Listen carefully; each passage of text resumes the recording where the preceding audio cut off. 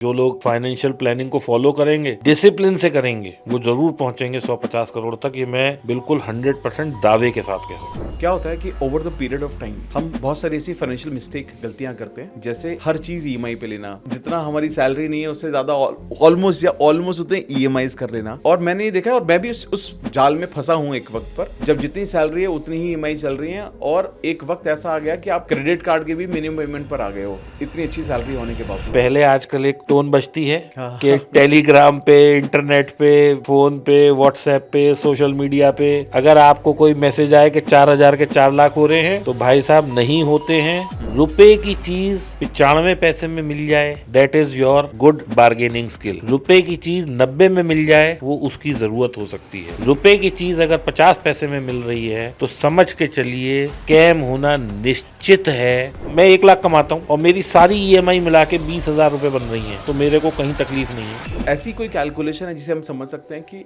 एक इंसान की अगर 1 लाख रुपए सैलरी है तो वो मैक्सिमम कितनी महंगी गाड़ी उसको खरीदनी चाहिए? अगर किसी भी आदमी को हेल्थ इंश्योरेंस लेनी है तो उसे कम से कम आज की तारीख में 10 से 15 लाख का सम एश्योर्ड लेना चाहिए। तो पासबुक पे ना पीछे वाले पेज पे लिखा होता था सेव फॉर रेनी डेज। अब ना तो आज पासबुक है और ना कहीं लिखा है सेव फॉर रेनी डेज। मैं प्रॉपर्टी को वो आयाम मानता हूँ कि प्रॉपर्टी में इतनी आपको ग्रोथ नहीं मिलती।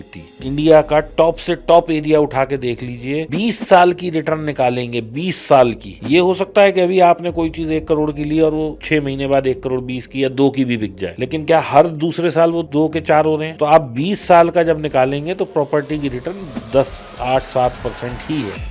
So when I am investing in mutual funds or direct stocks, this means I am investing my money in the growth of that company, or if I am buying a mutual fund, then I am investing my money in the growth of India. मैं क्या कह रहा हूँ, सुन लीजिए इसे। 7 करोड़ की आपने simple bank FD भी करा दी तो भी 4 लाख रुपए महीना तो घर बैठ के सारी जिंदगी के लिए मिलेगा। सेबी जो एक रेगुलेटर है, उनका एक डेटा है, वो ये कह रहे हैं कि 93% of the traders are losing money. तो आपकी एक गलती ने आपकी अगली नस्ल का कैरियर खराब कर दिया। जो लोग बिजनेस में हैं, मैरिड हैं और इंश्योरेंस ले रहे हैं, उन्हें अपनी टर्म इंश्योरेंस में एक एक्ट होता है, MWP act, marriage women protection act, वो जरूर टिक मार्क कराना चाहिए। Never plan your finances for today. कम से कम 1 साल आगे के लिए प्लान करिए, क्योंकि केवल 25 साल लगे 100 करोड़ प्लस कमाने में। 100 करोड़ कमाने में। हेलो दोस्तों, रीडर बुक्स क्लब के एक और जोरदार पॉडकास्ट में आपका बहुत बहुत स्वागत है। आज हम एक ऐसा पॉडकास्ट करने वाले हैं जिसकी शायद बहुत सारे लोगों को ज़रूरत भी है, और कंसिस्टेंटली हमें इस बात की डिमांड भी आती रहती है कि हम अपने फाइनेंसेस को कैसे मैनेज करें। बहुत सारे लोग बहुत सारा पैसा कमाना चाहते हैं, मैनिफेस्ट भी करना चाहते हैं, बट एक सही प्लानिंग इतनी ज़्यादा इम्पॉर्टेंट है ताकि हम उस पैसे को अट्रैक्ट कर सके, मैनिफेस्ट कर सके, लेकिन उसके साथ साथ उसको जो पैसा है उसको मल्टीप्लाई भी कर सके। और इसके लिए आज हमारे साथ एक ऐसे एक्सपर्ट हैं जो बहुत सालों से बहुत सारे लोगों को सिखा रहे हैं। मुझे ऐसा लगता है आपने इनको कहीं ना कहीं ज़रूर देखा होगा। ये पैसे के बारे में बहुत बात करते हैं, बहुत सारे लोगों को गाइड करते हैं, और मुझे ऐसा लगता है अगर मुझे अपनी फाइनेंशियल प्लानिंग की ज़रूरत है, मुझे कुछ ऐसा प्लान करने की ज़रूरत है जिससे मैं अपनी फाइनेंशियल स्टेबिलिटी को बढ़ा सकता हूं और अपने पैसे को मल्टीप्लाई कर सकता हूं, तो मुझे ऐसा लगता है इनसे बेहतर इंसान नहीं हो सकता जो ये सारी चीज़ें हमें बहुत ही आसान लैंग्वेज में सिखा सकता है। तो अगर आप एक सैलरीड पर्सन हैं जो कि अराउंड 30-40 हज़ार, 50 हज़ार या लाख रुपए तक कमाते हैं, और आप अपनी जर्नी को 100 करोड़ तक देखना चाहते हैं कि मैं कैसे उस लेवल तक पहुंच सकता हूं, तो ये जो पॉडकास्ट है आपकी ज़िंदगी बदल सकता है। सो दीपक वाधवा जी, आपका हमारे पॉडकास्ट पे बहुत बहुत स्वागत है। Thank you ji, thank you very much.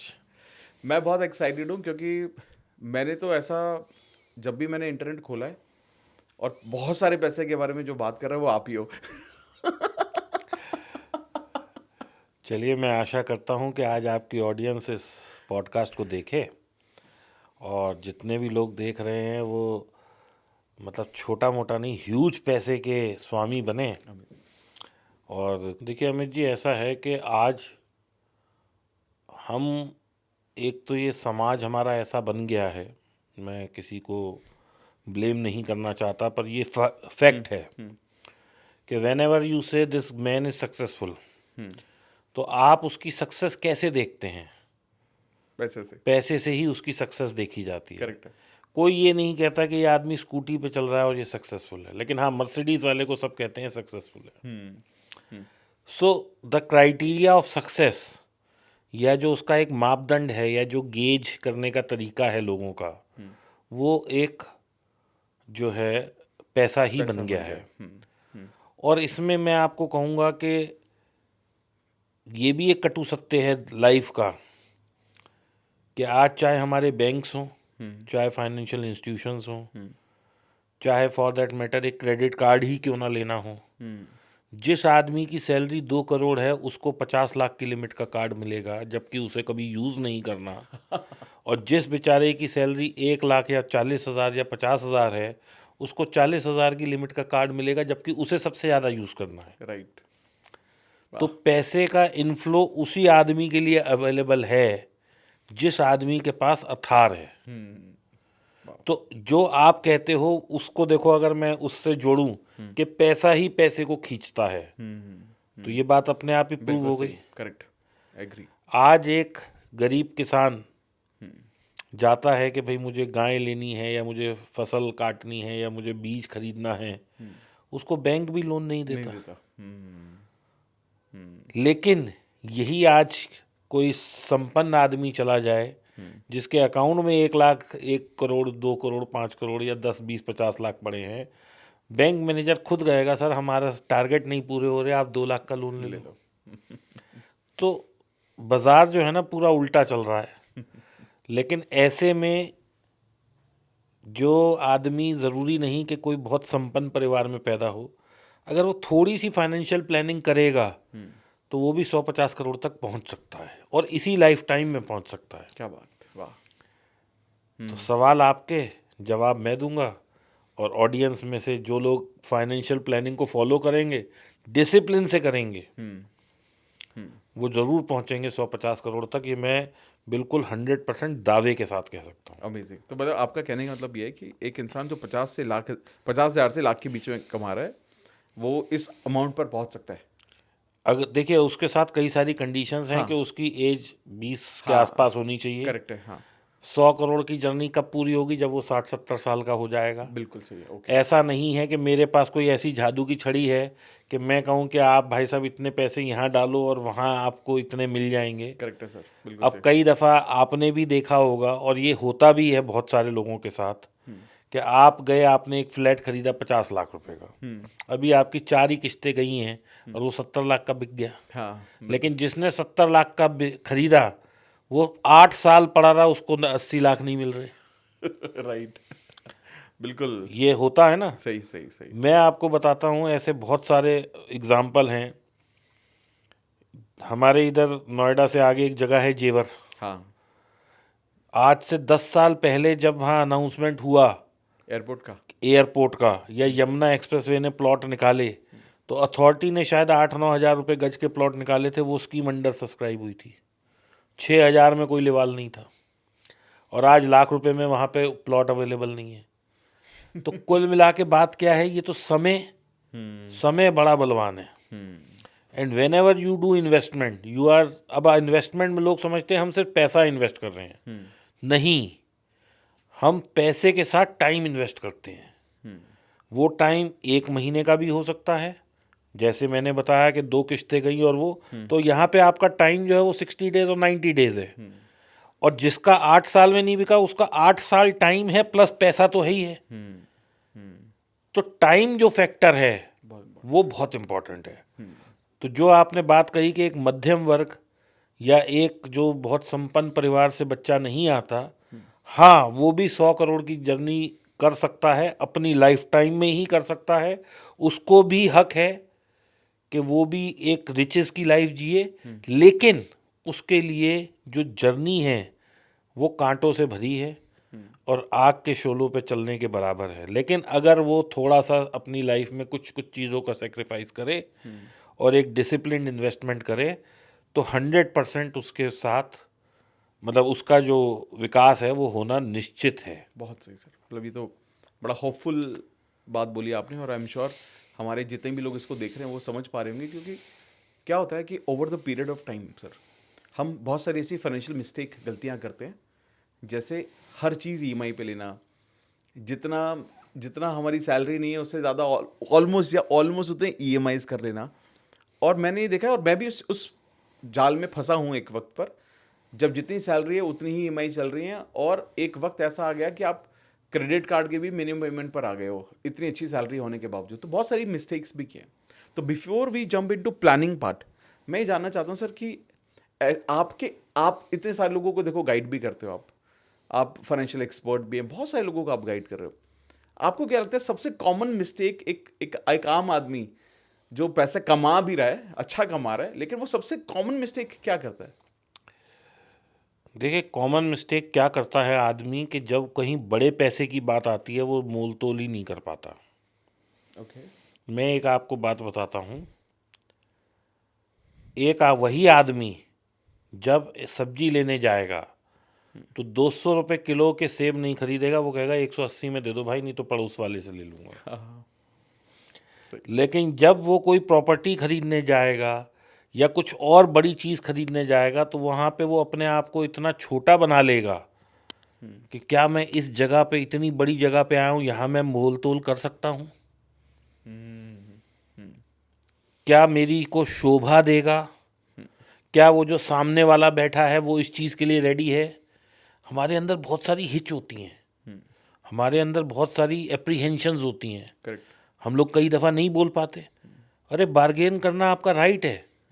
आप, ये किसी ने नहीं कहा कि कोई कह रहा है कि मैं एक चीज़ 1 लाख की बेच रहा हूँ, आपको 90,000 में लूँगा, तो ये कोई बड़ी चीज़ नहीं है। और ये हम ही नहीं, ये आप हिंदुस्तान का जो सबसे बड़ा घराने से लेके सबसे छोटे घराने तक सब करते हैं।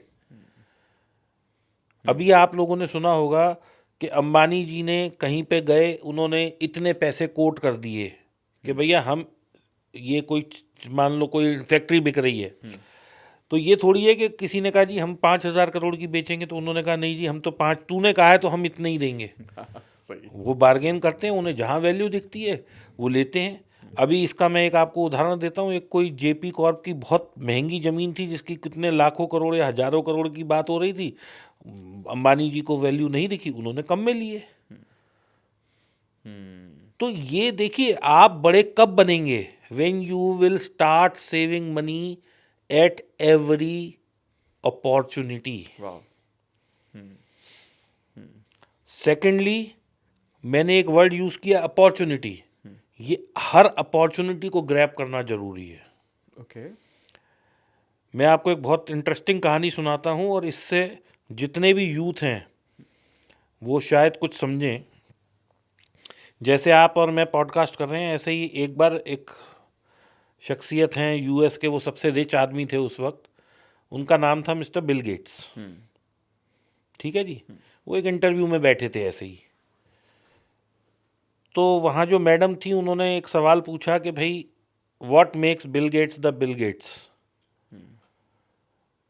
क्या है वो एक थॉट प्रोसेस या एक चीज़ जो बिल गेट्स को बिल गेट्स बनाती है और ये इस दुनिया का सबसे रिचेस्ट आदमी है? तो उसने कहा ठीक है जी मैं बताता हूँ। उन्होंने अपने ड्राइवर या मैनेजर को बुलाया, उन्होंने कहा जी मेरा ब्रीफ केस रखा है, वो ले आओ। वो ब्रीफ केस लेके आया। उन्होंने एक चेक लिखा और उस मैडम का नाम लिखा और साइन कर दिया। अब वो मैडम को चेक दे दिया उन्होंने ब्लैंक कि जी ये चेक आप भुना लो और आपको जितने पैसे चाहिए आप ले लो, अगर मैं रिच हूँ तो आज से आप भी रिच हो जाओ। और ये मैं गारंटी देता हूँ कि जितनी आपकी सोच है, जितने पैसे आप इसमें भर लोगे, ये कभी बाउंस नहीं होगा, क्योंकि बिल गेट्स ने साइन किया है। अब वो मैडम, अरे नहीं सर, अरे नहीं सर, मैं तो ऐसे ही पूछ रही थी, अरे नहीं, I was saying it for the sake of interview. उसने कहा यही फ़र्क है आप में और मेरे में। अगर आपकी जगह मैं होता तो मैं इसमें पैसे भर लेता, और मैं इस opportunity, golden opportunity, once in a lifetime opportunity को ग्रैब कर लेता। तो when it comes to money and you are getting an opportunity, then there should be no emotions. आपको एक चीज समझनी है कि अगर कहीं पैसा है और आपकी ना है तो वो आपकी कमजोरी है। अब इसमें दूसरी चीज भी मैं ऐड कर देता हूं, अगर कहीं पैसा है और आपकी ग्रीड है तो आपके साथ स्कैम निश्चित है। तो अपॉर्चुनिटी और स्कैम, इसमें फ़र्क समझना आपको एक विवेक चाहिए, उसके लिए वो होना ज़रूरी है। और अब आप जैसे आपने मुझे फ़ोन किया, तो पहले आजकल एक टोन बजती है हाँ कि टेलीग्राम पे, इंटरनेट पे, फ़ोन पे, व्हाट्सएप पे, सोशल मीडिया पे अगर आपको कोई मैसेज आए कि 4,000 के 4 लाख हो रहे हैं, तो भाई साहब नहीं होते हैं।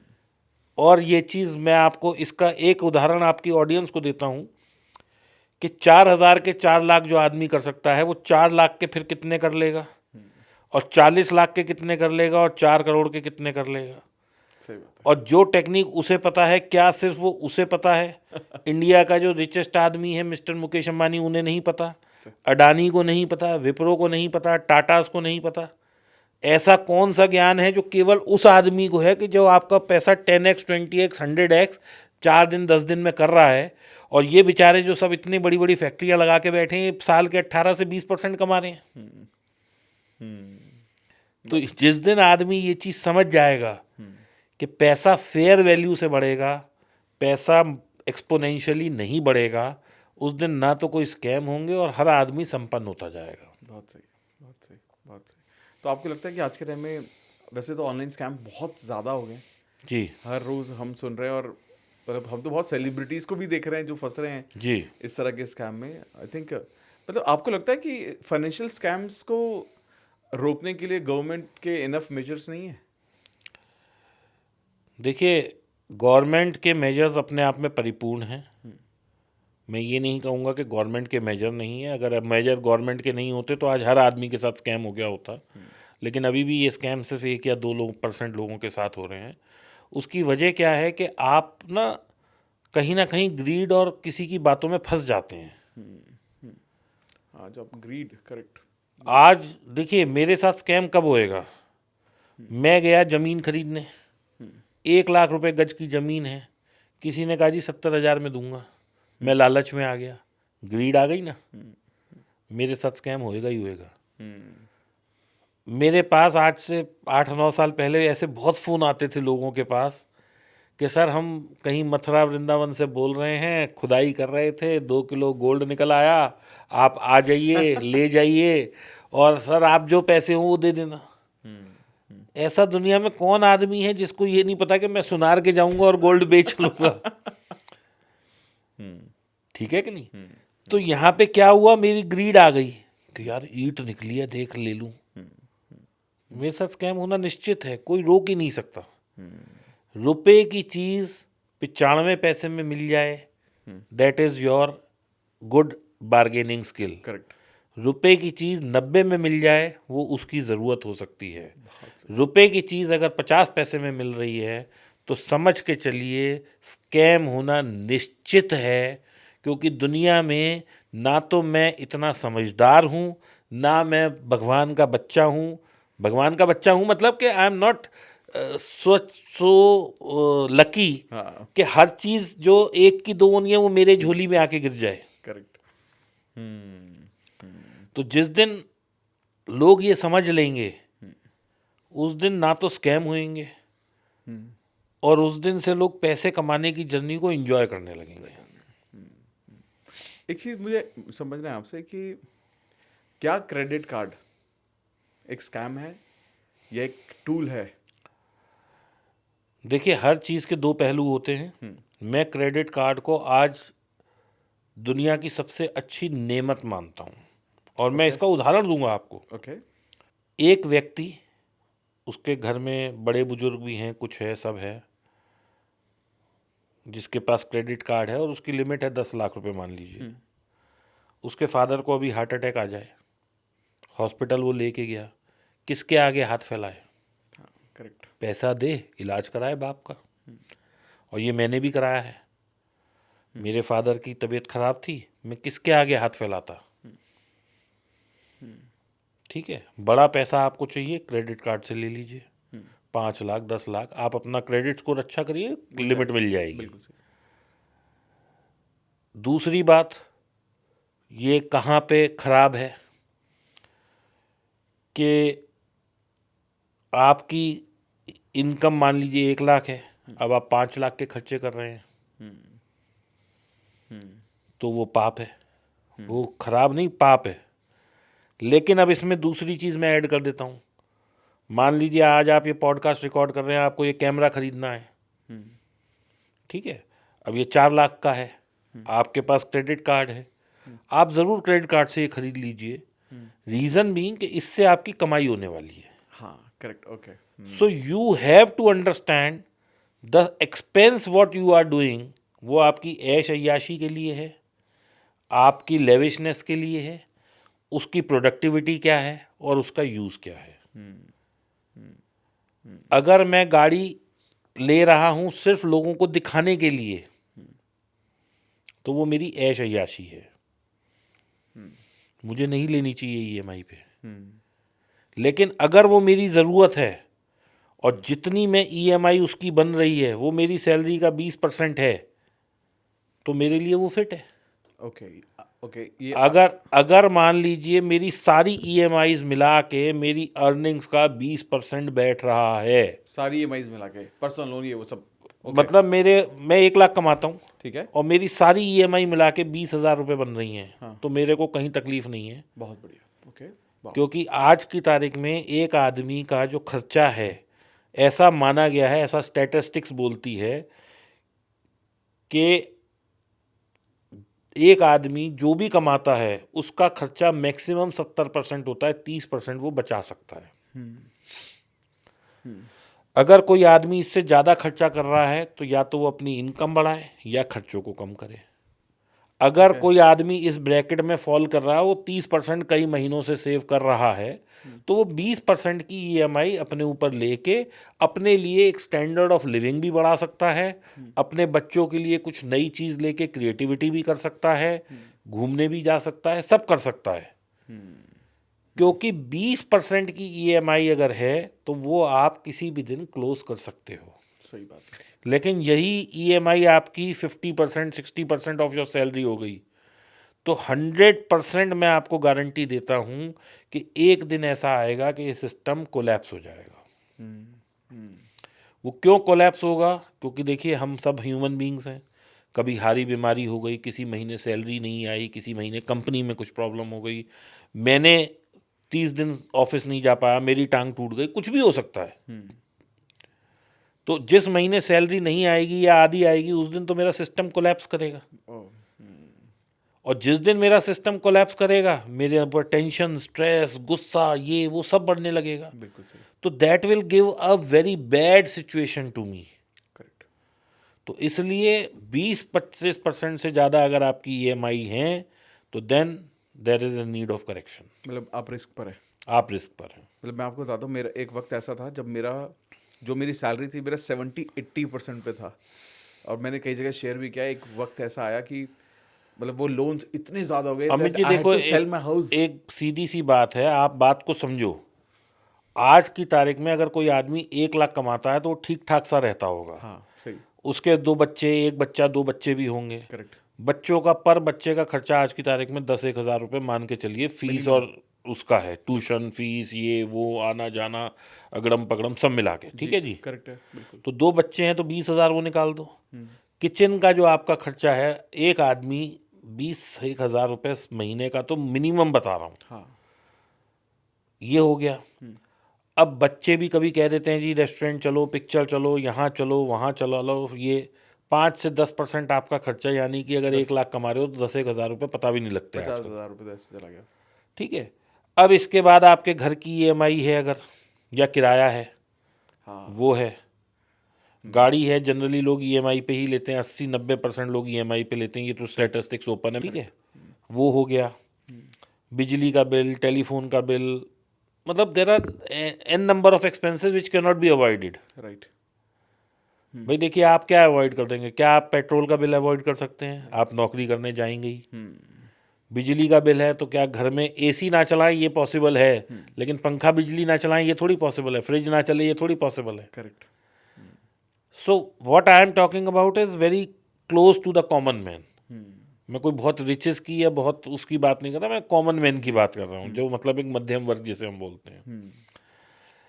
तो अगर आप अपनी सैलरी का 15 से 20% हर महीने बचा पा रहे हैं और उतने की ही आपने ईएमआई लगा दी, तो मतलब ये है कि आपने एक बड़ा मेजर एक्सपेंस कर लिया और जो आप बचा रहे थे वो आपने सेविंग में डाल दिया, मतलब वो सॉरी ईएमआई में डाल दिया।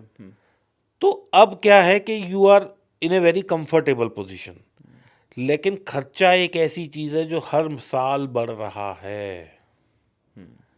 You need to understand this के क्योंकि इन्फ्लेशन बढ़ रहा है तो खर्चा तो बढ़ ही रहा बढ़ ही है। रहा है, by default। अगर आपकी 1 साल 2 साल सैलरी नहीं बढ़ी तो ये इकोनॉमिक्स भी कहीं ना कहीं ब्रेक डाउन हो जाएगी। ओहो वाह, सही सही, बिल्कुल सही, करेक्ट। तो इसलिए you need to understand your finances very well. आप ईएमआई की चीज ना लें और सेविंग को प्रेफरेंस दें, वो ज़्यादा बेटर है, ऐसा मैं मानता हूँ। वाह, इसमें ना आपने एक बहुत अच्छी बात बोली कि एक तो ये फिगर बड़ी अच्छी है जो आपने बोला ना, 20% आपका, 20 से 25% से ज़्यादा आपका ईएमआई नहीं होना चाहिए। क्या ऐसी कोई कैलकुलेशन है जिसे हम समझ सकते हैं कि एक इंसान की अगर 1 लाख रुपए सैलरी है तो वो मैक्सिमम कितनी महंगी गाड़ी उसको खरीदनी चाहिए? अगर एक आदमी की सैलरी 1 लाख रुपए है तो उसे 7-8 लाख से ज़्यादा की गाड़ी नहीं लेनी चाहिए। ओके। मतलब नॉट मोर देन 7x और something like that. Okay. Okay. But ये फिगर में तो मुझे लगता है कि आई थिंक बहुत सारे लोगों को बहुत अवेयरनेस की ज़रूरत है, क्योंकि देखिए अब एक्चुअली क्या प्रॉब्लम हो चुकी है हमारे देश में और दुनिया में सब जगह महंगाई बढ़ रही है। ऐसा मैं कोई अपने देश के लिए वो नहीं कह रहा नेगेटिव, कि महंगाई दर बढ़ता जा रहा है। आज आप देखें कि आपको 7-8 लाख में तो कोई अच्छी गाड़ी मिलती ही नहीं है। हाँ हाँ, नहीं, करेक्ट। पहले जो 2 लाख रुपए में कहते थे मारुति और 1 लाख में नैनो आ जाती थी, वो तो अब सब कंसेप्ट ही खत्म हो गया कोविड के बाद से। जो गाड़ी 5 लाख की आती थी वो 8 लाख की हो चुकी है, जो 8 लाख वाली थी वो 12 लाख की हो गई है। Prizes of everything has massively increase. तो अब तो ये है कि उसे अगर 1 लाख रुपए कमा रहा है तो ये देख ले कि भाई जितने पैसे उसने जोड़ रखे हैं और जो उसकी डाउन पेमेंट है, दैट शुड नॉट इंक्रीज 15-1 हज़ार रुपये। बस इससे में जो वो गाड़ी कंफर्टेबली ले सकता है, मैं नाम नहीं लूँगा किसी भी गाड़ी का, चाहे वो 5 की हो, 10 की हो, 15 की हो, लेकिन वो उसके ब्रैकेट में आनी चाहिए ईएमआई पेमेंट के, वो ले ले। लेकिन अब जैसे ये तो चलो ये बहुत इंपॉर्टेंट डिसीजन हो गया कि गाड़ी लेना ही, क्योंकि हर कोई सोचता है आज के टाइम में जो इंसान लाख रुपए कमा रहा है वो सोचता है कि ये गाड़ी तो ठीक ठाक हमारे पास होनी चाहिए। लेकिन ना एक दो एलिमेंट बड़े बहुत इंपॉर्टेंट है जहाँ पर लोग अभी भी मैं देखता हूँ उतना फोकस नहीं कर रहे, जो कि है हेल्थ इंश्योरेंस लेना और लाइफ इंश्योरेंस लेना। देखिए लोगों को पहले मैं यहाँ एक थोड़ी क्लैरिटी दे देता हूँ। अगर किसी भी आदमी को हेल्थ इंश्योरेंस लेनी है तो उसे कम से कम आज की तारीख में 10 से 15 लाख का सम एश्योर्ड लेना चाहिए। ओके। आप किसी भी अच्छे हॉस्पिटल में चले जाएं, चाहे भगवान ना करे कभी ज़रूरत पड़े आपको, हार्ट अटैक हो, ब्रेन स्ट्रोक हो, कोविड के टाइम पे जैसे हुआ।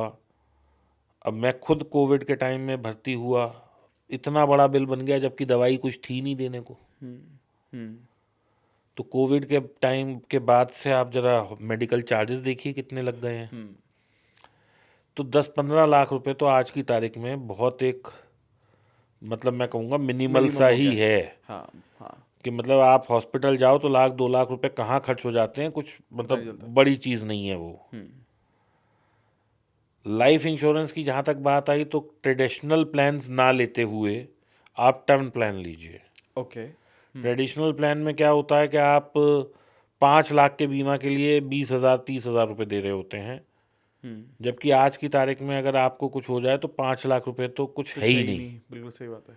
तो आप 1 करोड़ का बीमा लीजिए और आप साल के 10,000-15,000 रुपये या 20,000, मुझे नहीं पता क्या इसकी कैलकुलेशन है, लेकिन 18 साल का जो बच्चा है, मैं ऐड देखता हूँ 700 रुपये पर मंथ पर उसमें 1 करोड़ का बीमा आ जाता है, या 1,000 रुपये पर मंथ पर उसका एक बीमा 10-12 हज़ार पे मिल जाता है 1 करोड़ का। मतलब 12,000 से 20,000 के बीच में 1 करोड़ का बीमा ले लीजिए।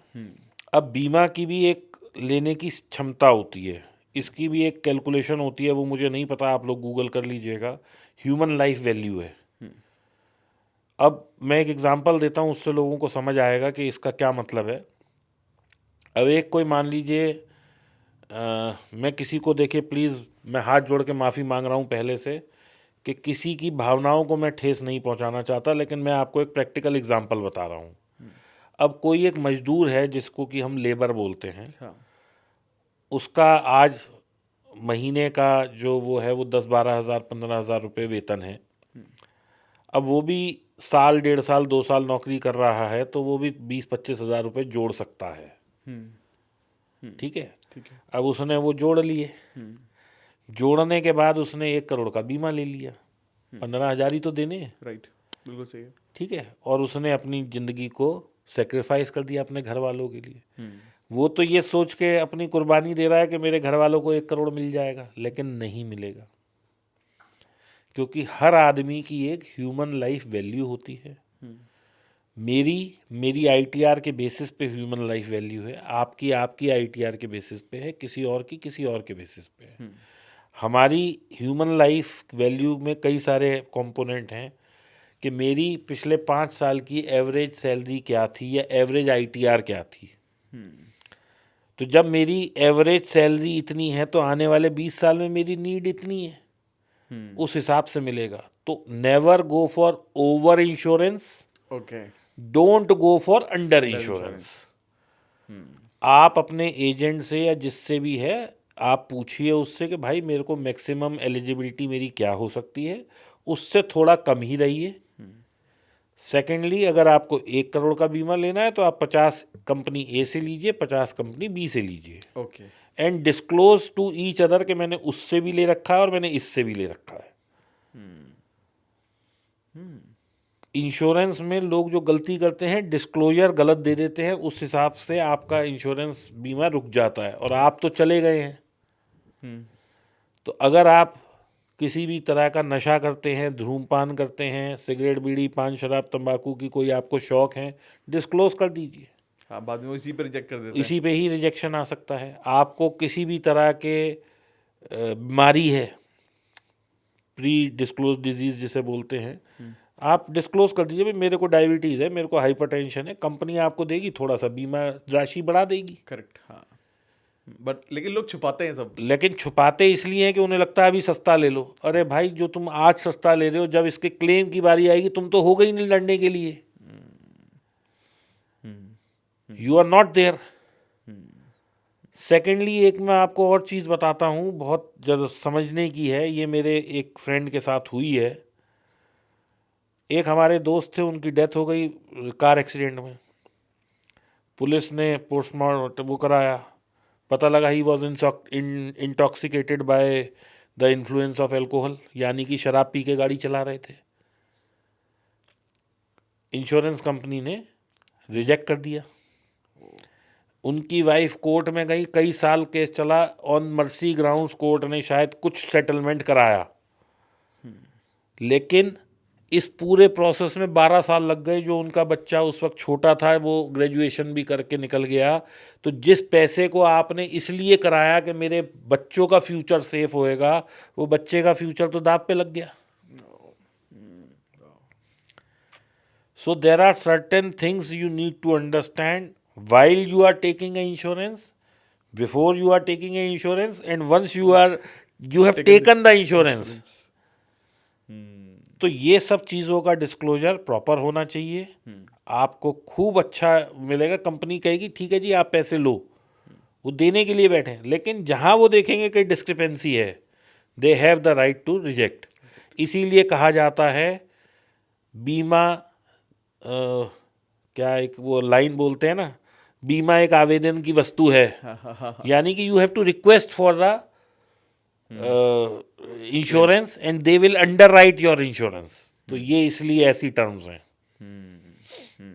क्या आपको ये भी लगता है कि जैसे बहुत सारे लोग जो काम करते हैं जॉब में, ये हेल्थ इंश्योरेंस जैसे करा लेते हैं, कंपनी करा देती है उनका, लेकिन ऐसा कहा जाता है कि आपको अपना खुद का हेल्थ इंश्योरेंस बाहर से ज़रूर लेना चाहिए। देखिए क्या होता है, इसके लिए मैं इस चीज़ को गलत नहीं बोलता। कंपनी जो कराती है वो भी ग्रुप इंश्योरेंस होती है, हाँ। और वो बहुत अच्छी होती है। मैं ये नहीं, और बल्कि अगर बाहर से मैं 100 रुपये में 5 फैसिलिटी ले रहा हूँ तो जो ग्रुप इंश्योरेंस होगी वो 100 रुपये में 15 मिलेंगी मुझे, सही है, बिल्कुल सही। क्योंकि इंश्योरेंस कंपनी और उस कंपनी दोनों का बेनिफिट होता है जो करवा रहा होता है। हाँ, मान लीजिए आप अमित हैं, अमित कुमार एंड कंपनी एक चल रही है और आपके यहाँ 2000 एम्प्लॉयज़ हैं। अब आपको उनका ग्रुप बीमा कराना है और मैं एक इंश्योरेंस बेचने वाला हूँ, तो मैं कहूँगा ठीक है अमित जी, आप ये 2000 इंश्योरेंस मुझसे कराओ, मैं आपको ये फैसिलिटी भी दूंगा, ये भी दूंगा, ये भी दूंगा, अच्छा मैं आपके लिए एक कस्टमाइज पॉलिसी बना देता हूँ। तो इस तरह के लिए ब्रांड जो एंडोर्समेंट की वाली पॉलिसीज़ होती हैं वो होती हैं and they are very good. लेकिन होता क्या है कि आदमी आज उस कंपनी में नौकरी कर रहा है तब तक तो वो है, कल आप कहीं और पहुंच गए तो क्या होगा। अब इसका सिस्टम क्या है, देखिए आप अपने लिए चाहे एक बहुत छोटी सी पॉलिसी करा के रखिए which is of very less amount, और आप कंपनी में गए, आपने वहाँ से करा ली।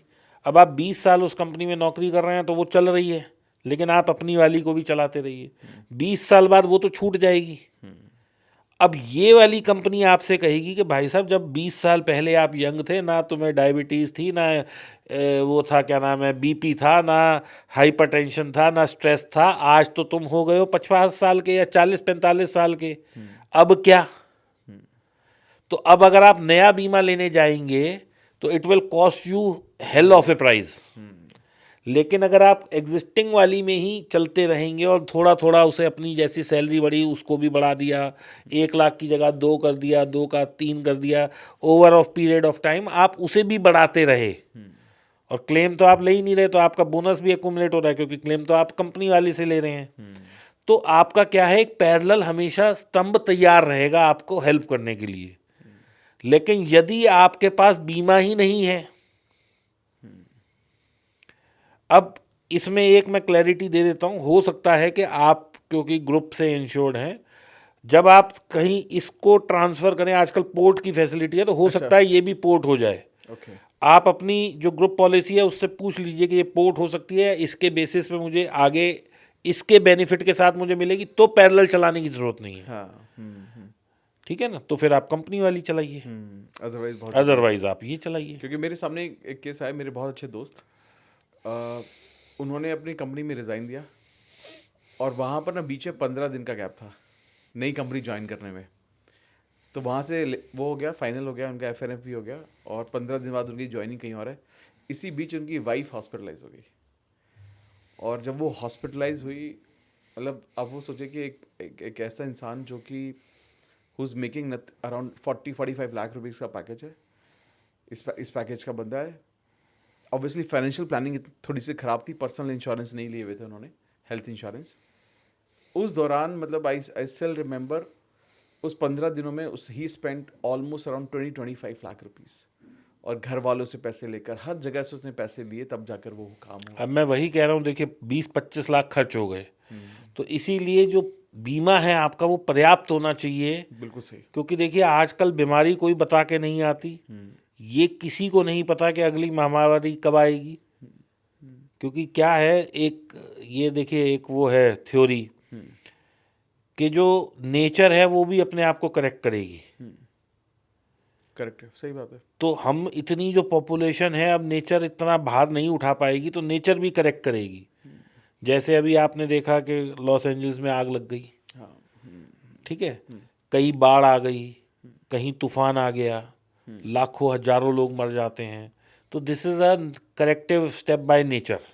क्योंकि हम लोग क्या कर रहे हैं, हम लोग नेचर को तंग कर रहे हैं, परेशान कर रहे हैं, दूषित कर रहे हैं। We don't understand our responsibilities कि ये पृथ्वी हमारी घर है पूरा। हम घर में तो झाड़ू पोछा कर रहे हैं, लेकिन हम घर से बाहर निकलते ही चिप्स का पैकेट यहाँ फेंक दिया, बोतल यहाँ फेंक दी, सड़क पे कुछ डाल दिया। पोल्यूशन, हम ना चाहते हुए हमारी गाड़ियाँ पोल्यूशन कर रही हैं। हम चाहे उसमें यूरो नॉर्म 1, 2, 3, 4, 6, 7, 10 तक भी ले आए, तो भी जो चीज़ पेट्रोल जल रहा है तो भाई कुछ तो उसका वेस्ट निकल ही रहा है ना। बिल्कुल सही है। तो ये सब चीज़, अब आप देखो, मैं इसका एक वो देता हूँ, आप एक मोमबत्ती ले लीजिए इतनी सी, ठीक है, और उसको घर पे रख लीजिए। जब वो बुझती है तो भी पूरे कमरे में उसकी स्मेल हो जाती है, आप कहते हो यार खिड़की खोल जरा ये निकल जाए स्मेल। बिल्कुल। हाँ, तो एक मोमबत्ती इतनी सी जल रही है, और जब आप गाड़ी में रोज का 40 लीटर भरवाते हैं, 50 लीटर तेल भरवाते हैं, हर दूसरे पांचवें दिन वो जल जाता है, तो क्या पोल्यूशन नहीं हो रहा? एयर ट्रैवल हम कर रहे हैं, क्या पोल्यूशन नहीं हो रहा? तो पोल्यूशन हो रहा है। तो कहीं ना कहीं पृथ्वी भी रजिस्टर करेगी ना इस चीज़ को। हाँ, राइट। अब सर अब जैसे आई थिंक ये बहुत इंपॉर्टेंट एलिमेंट्स के अपने बारे में बात की। अब ये समझते हैं सर कि ऐसे कौन से कंफर्टेबल इन्वेस्टमेंट अपॉर्चुनिटीज़ हैं जो एक स्टेबल आदमी जो एक ठीक ठाक सैलरी कमा रहा है उसको कौन कौन से एवेन्यूज़ पिकअप करने चाहिए जहाँ पर वो अपने पैसा इन्वेस्ट कर सकता है। एक तो जैसे चीज़ समझ में भी आई कि उसको थोड़ी सेविंग करनी चाहिए। तो पहले आपका क्राइटेरिया क्या है कि मतलब मैं इन्वेस्टमेंट की बात नहीं कर रहा हूँ, मैं सेविंग अकाउंट में पैसे रखने की बात कर रहा हूँ। तो अगर कोई 1 लाख रुपए कमा रहा है उसे सेविंग अकाउंट में कितना % इसका डालना ही चाहिए जो मल्टीप्लिकेशन नहीं हो रहा है जिसका? देखिए अमित जी, ये ना फिर सब्जेक्टिव है। अच्छा, ओके। अब मैं अपने पेरेंट्स के साथ रहता हूँ, मेरी 1 लाख पूरी बच रहे हैं। कोई पेरेंट्स हैं किसी आदमी के, लेकिन वो मतलब जो ऑफिस है उसके पास ही रहता है, तो 20,000 उसका किराया जा रहा है। हाँ, ठीक है, तो वो नहीं सेव कर सकता उतना पैसा। किसी को ये है कि खर्चा माँ बाप दे रहे हैं, भाई तू तो जो कर रहा है वो उड़ा ले, वो बिल्कुल ही नहीं बचा रहा। तो ये बहुत एक सब्जेक्टिव मैटर है। तो सेविंग कितनी होनी चाहिए ये मुझे नहीं पता, ये हर आदमी को अपने हिसाब से पर्याप्त मात्रा में करनी चाहिए। और एक कहावत है हमारे, जब मैं छोटा होता था, मतलब आई वॉज लाइक 3-4 ईयर्स, तो पासबुक पे ना पीछे वाले पेज पे लिखा होता था सेव फॉर रेनी डेज।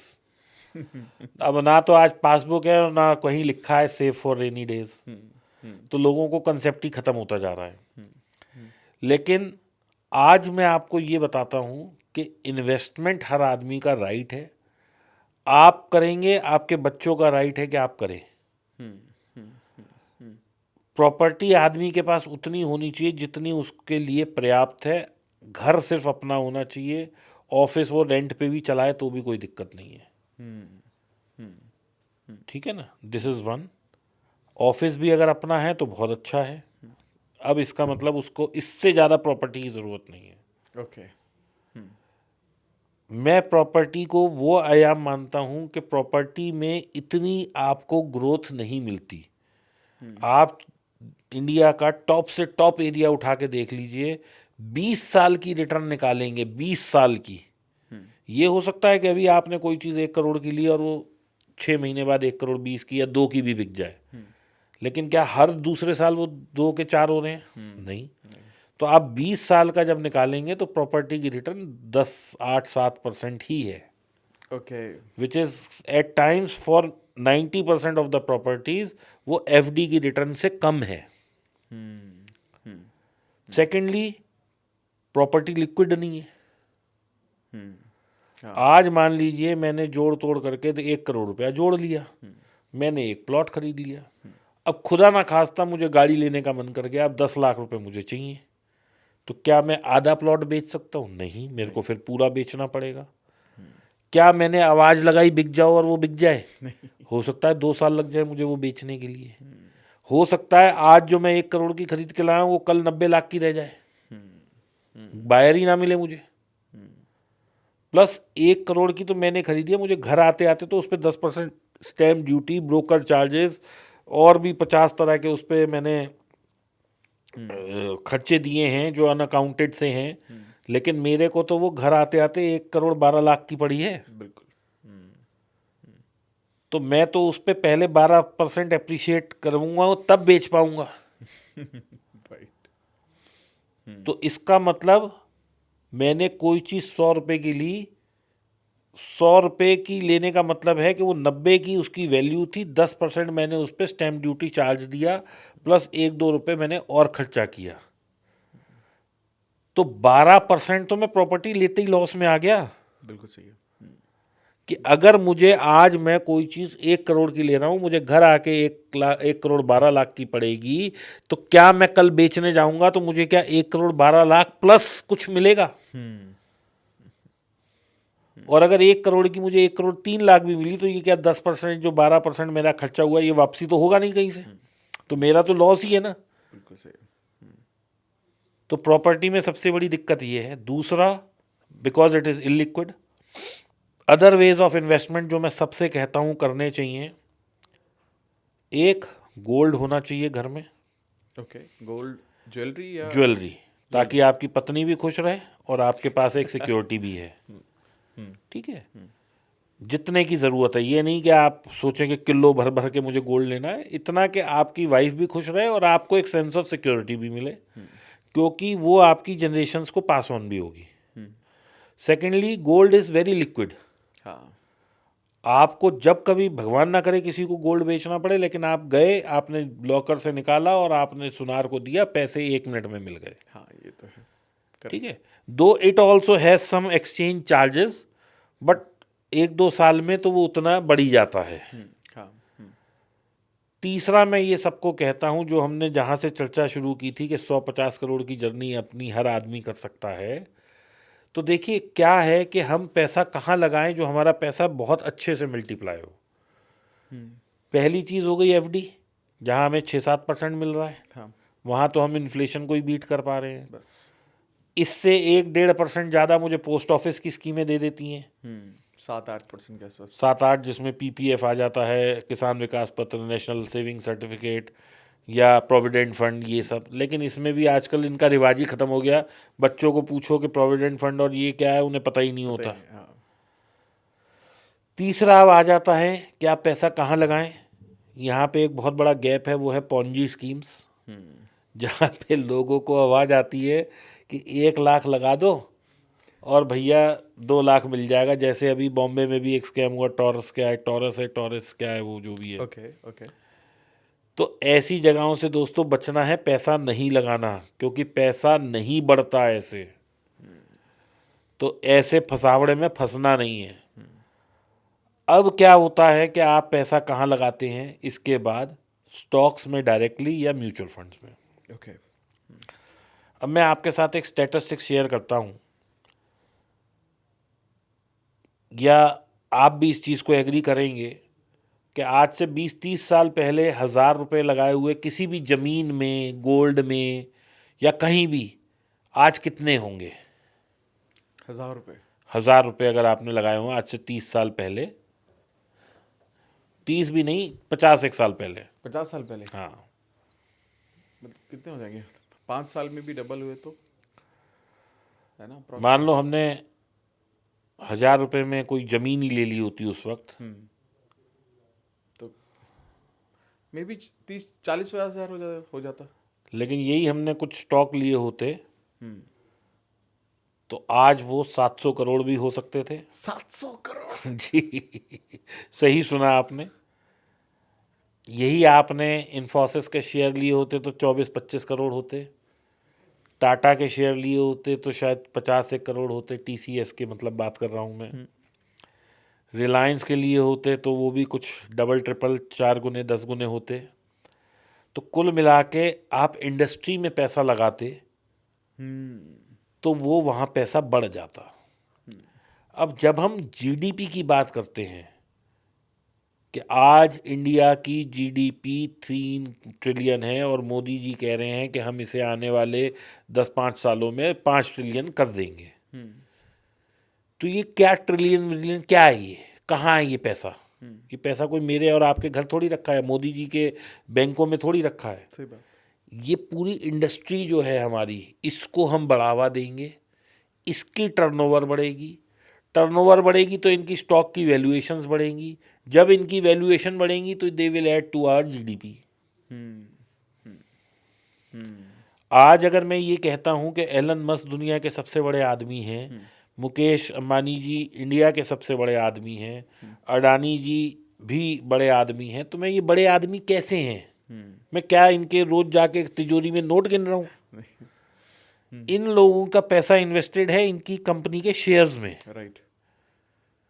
जैसे कि हम एग्जांपल लें मिस्टर मुकेश अंबानी, इनका सारा पैसा रिलायंस और इनकी जो और कंपनियां इन्होंने ले रखी हैं उसके शेयर्स में है जी। तो जब वो शेयर का प्राइस बढ़ता है इनकी नेटवर्थ बढ़ जाती है। तो अब दो चीज हो गई कि शेयर से नेटवर्थ बढ़ रही है। वॉरेन बफे जी ये कहते हैं कि मैंने 12 साल की उम्र में इन्वेस्टिंग शुरू करी, यही मैं पहले कर देता तो आज मैं और ज़्यादा पैसे वाला होता। तो how he is rich? Because he is investing his money in the companies all across the world. अब इसका मैं एक और उदाहरण लेता हूं. किसी भी एक कामयाब आदमी जो हमारे शहर में कामयाब है, हम कहते हैं कि आज से 10 साल पहले ये साइकिल पे था, आज देखो 10-20 करोड़ का आदमी बन गया. करेक्ट. ठीक है जी. तो हम अगर इसके मुकाबले देखें तो आज से 20 साल पहले रिलायंस की मार्केट कैप 1 लाख करोड़ थी, आज 20 लाख करोड़ हो गई. वो भी तो बढ़ गए. सही बात है. तो बजाय मैं कहीं और पैसा लगाऊं, मैं ऐसी कंपनियों में क्यों ना पैसा लगाऊं जहां पे प्रोफेशनली मैनेज चीज़ें हैं, जहां एक सिस्टम है, जहां अच्छी मैनेजमेंट है, जिसका प्रोडक्ट आगे चलने वाला है. So when I am investing in mutual funds or direct stocks, this means I am investing my money in the growth of that company.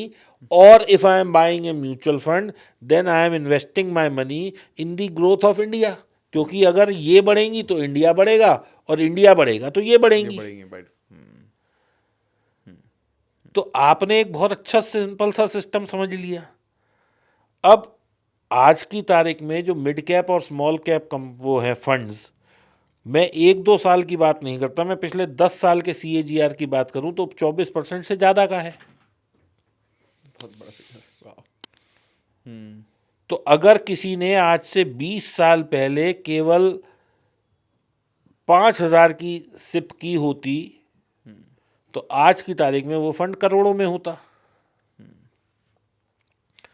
चलो हम कहते हैं कि दुनिया में चीज़ें महंगी हो रही हैं और बहुत तेज डाइवर्सिफिकेशंस हो रहे हैं, बहुत तेज डाइवर्जेंस आ रहे हैं, बहुत तेज हेडविंड्स हैं, सब कुछ है. तो जो 20-24% था वो 15% रह जाएगा. कोई ये तो है नहीं कि कंपनियों के काम बंद हो जाएंगे.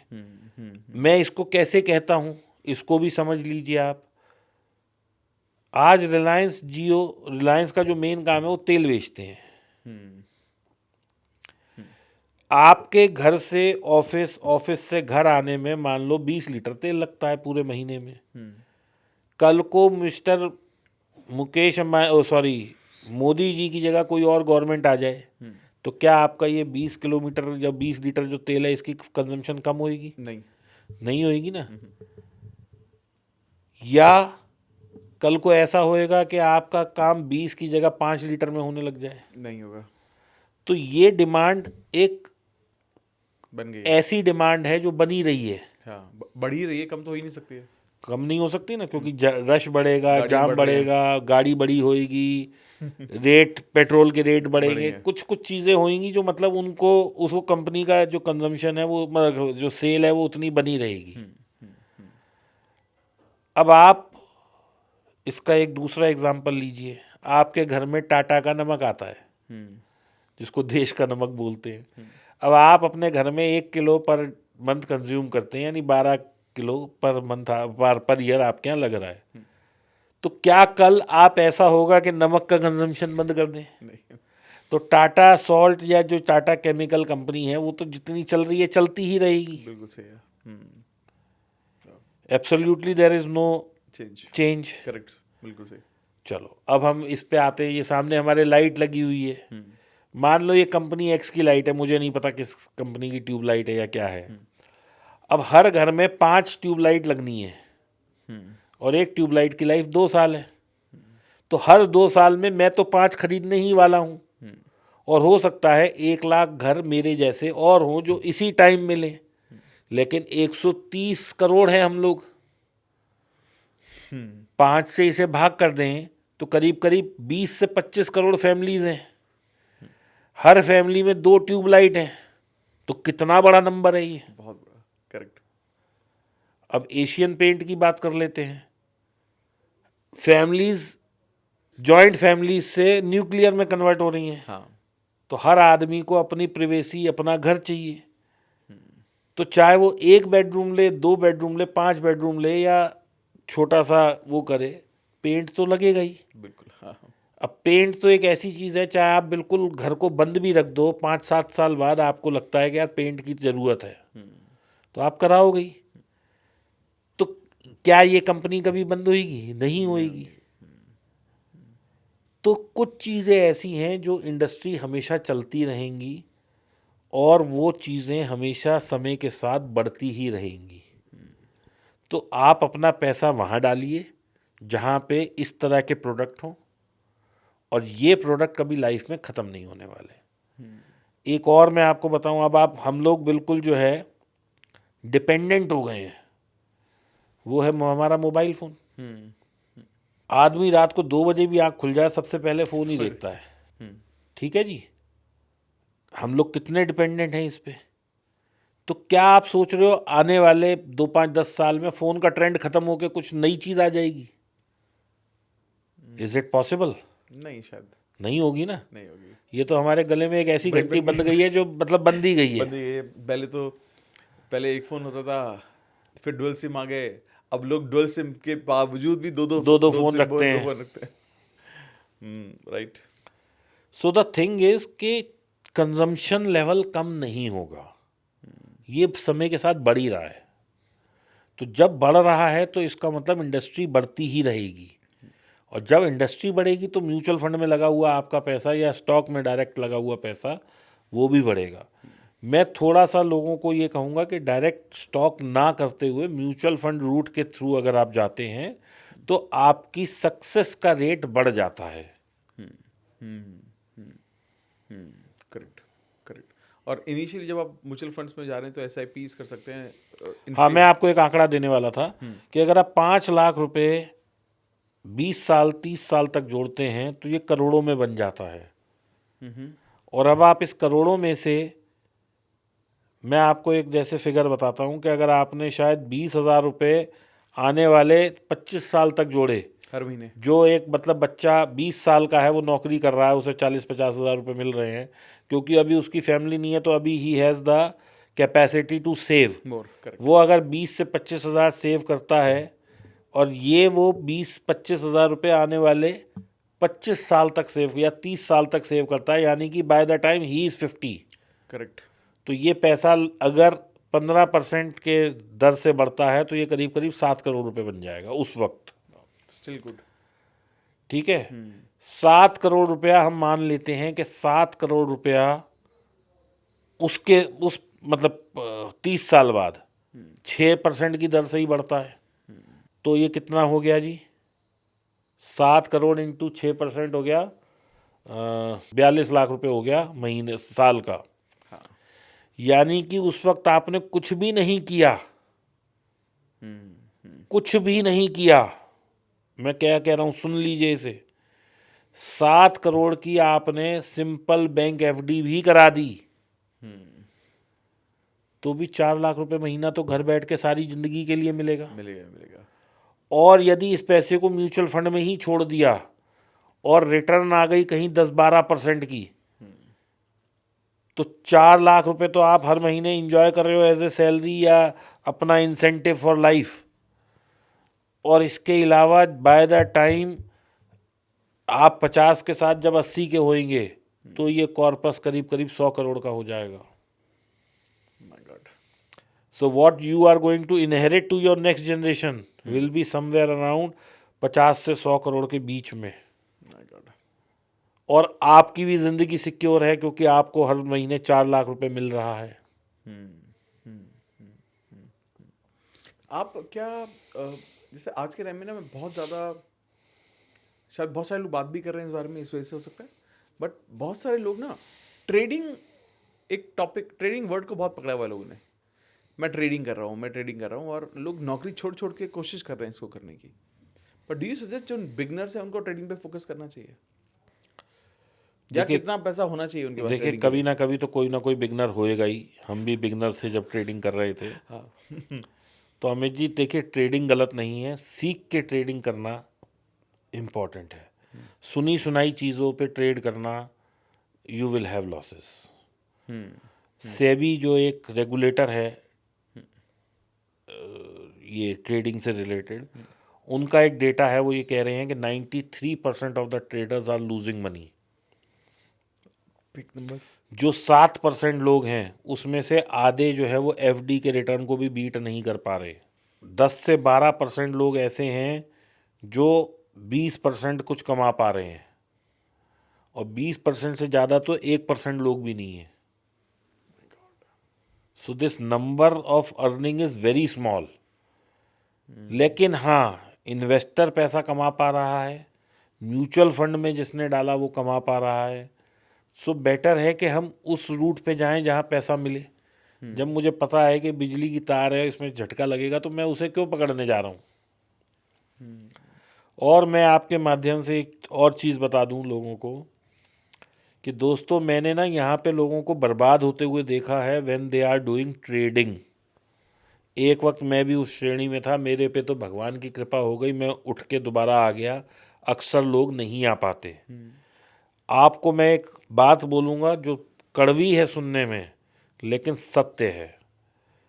आज मैं 2-3 लाख या 1 लाख 2 लाख कमाता हूँ, ठीक है जी। मेरा एक बच्चा है जो इंग्लिश मीडियम और कॉन्वेंट में या पब्लिक स्कूल में पढ़ रहा है। मेरी लाइफ सेट है, वाइफ, घर, बच्चा, सब कुछ बढ़िया है।